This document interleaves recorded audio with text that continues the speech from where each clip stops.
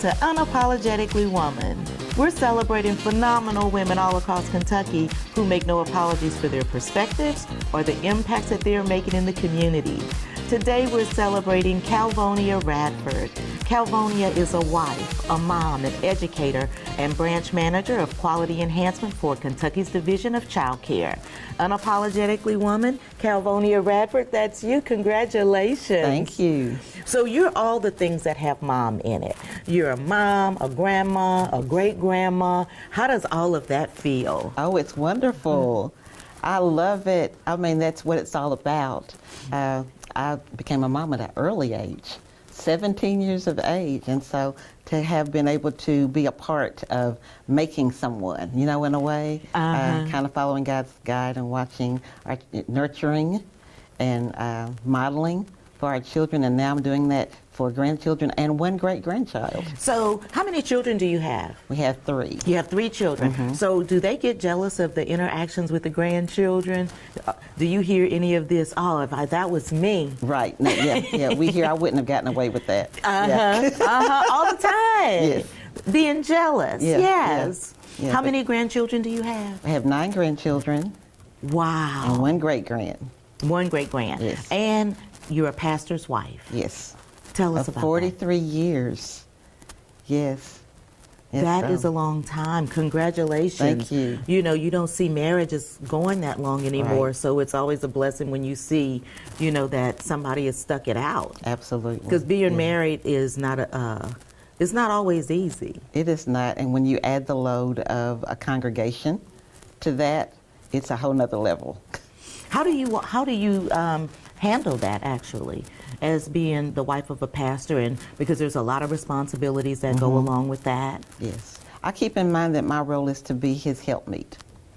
So that way I can stay where I am. You know, I'm supporting him, and whatever that looks like to him, then that's what I'm doing. You know, I help with the women's ministry, with the youth ministry, but my main role is to be his support. And so, Calvonia, how long have you been a pastor's wife? 43 years.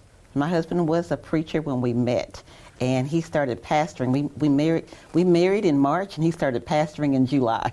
Oh my gosh, so let's say his name. His name is Moses Lee Radford. He would want me to add the Lee to that. And we met in church, and that's very interesting because God knew we were going to be churching together, so to speak.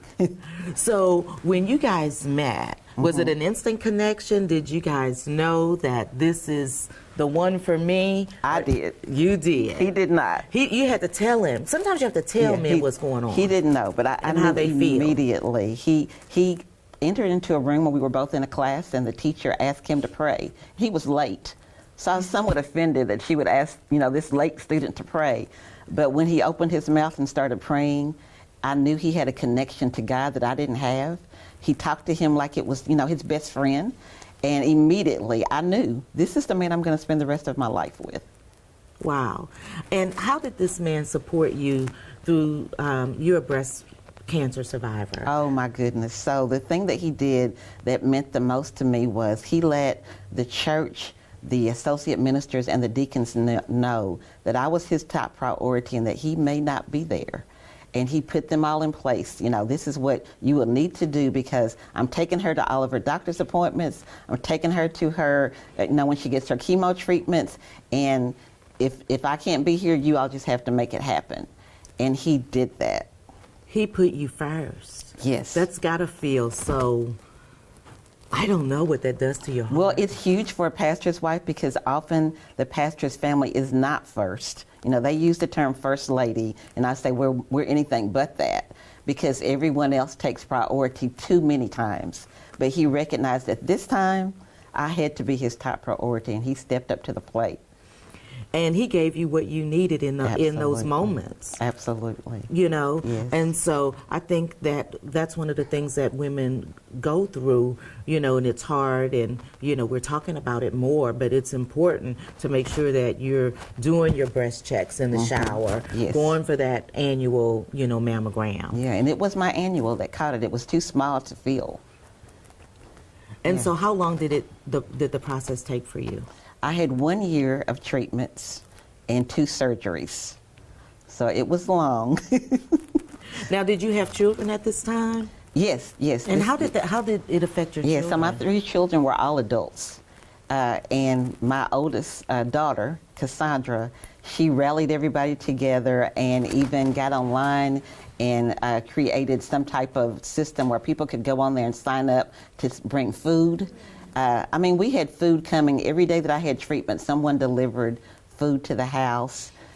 People I didn't even know. The firstborns they will take charge and do whatever needs to be done, won't they? Yes. My son, Mario, he's the oldest. So he sometimes was sitting there. And he's such a wonderful man. We're proud of him. Very proud of him. Proud of all of our children. They're all doing very well. But yes, proud of him. But he was. She let him know when he needed to be there to sit with me. Oh, absolutely, absolutely. And our youngest, Christian, she lives in Cleveland. So she was, the phone calls, the text messages, all of those things to support. Well, and you know what? That means that they were raised right. Yes. And they know the value of love and support for each other. They do. That's so wonderful. Yeah. I'm blessed. Yes, you are. Yes, you are. And you talked about nurturing just a minute ago, but you have been a nurturer all of your life, not only with your own children, but you own the child care center. Yes. Way back in the day. Yeah, we had capacity of 60 children. Of course, we had more than that. And what's lovely about that is I still am connected to some of those parents, most of my staff, and I run into some of the children, and they remember me, and I don't remember them. Yeah, it's great. They'll say something like, I remember you from the child care, and I'll say, I hope you had good memories. Well, and that's what you were in it for, really. Yes. You were, a life of a child care owner is, you don't make a lot of money doing that. It's a work of heart. Right. Yeah, and for me, it wasn't just about the children, because I'm passionate about families in general. So, I was that child care director who was bringing the mom into the office to help her learn how to cook real food instead of buying all of the frozen, so she could, maximize her subsidized money that she was getting to help buy food. Well, and being a role model, because here's the thing, people don't know what they don't know. Right. And having somebody to be that additional mom and taking that time, to bring people in and say, hey, let's talk about this. Yeah. Let's talk about how to maximize your finances. That's important. Yeah, it's necessary, and it takes the village, which we don't necessarily have that anymore. In terms of having our own family around us. So we need other people that are willing to step up and be that pseudo family for them.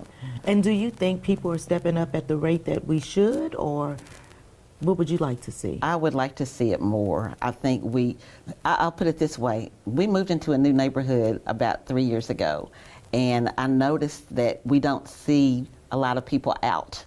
They pull into the driveway, the garage door goes down, and they're in their backyards having fun. We hear children, but we don't see them as much. And I think it's the same way when it comes to the village. Like, we're there, but you don't see us.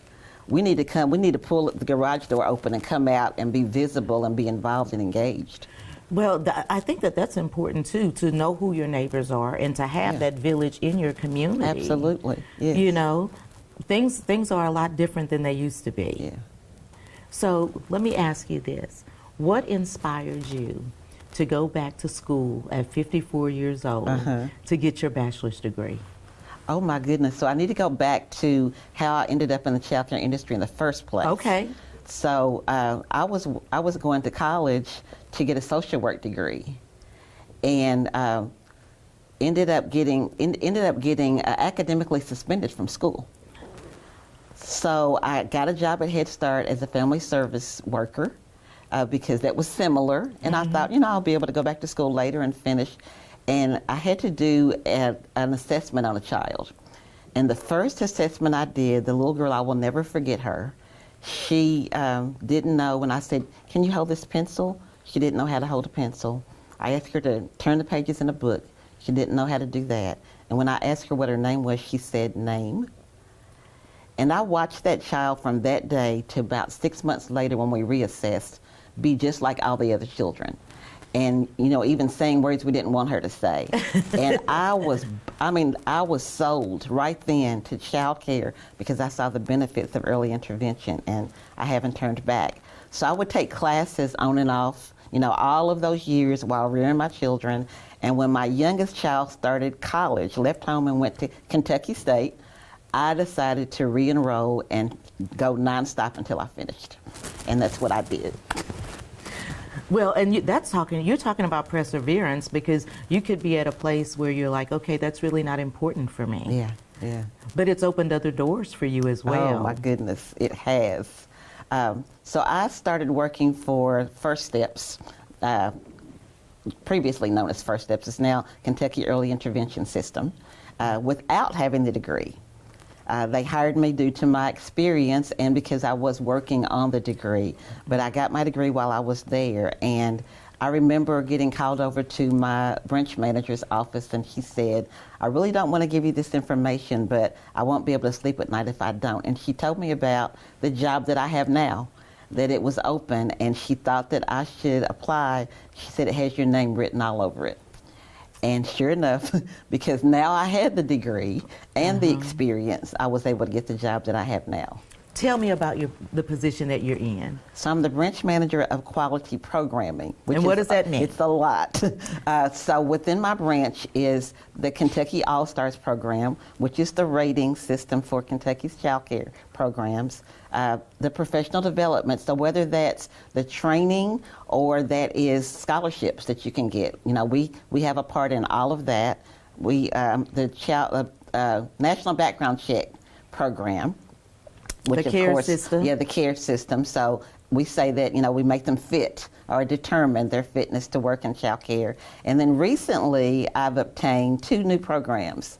The Child Care Health Consultants, which operate through our health departments and serve as TA and trainers for child care programs, and Help Me Grow Kentucky, which is our early screening program.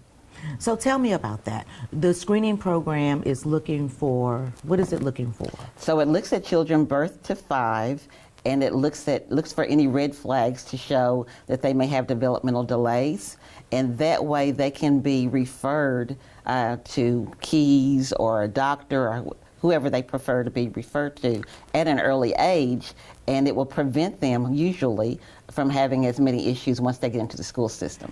Well, in alleviating, early intervention is the way to go, because the earlier you catch anything, the sooner that you can pay attention to it and start working with that child and family, toward getting that taken care of and moving forward. Yes.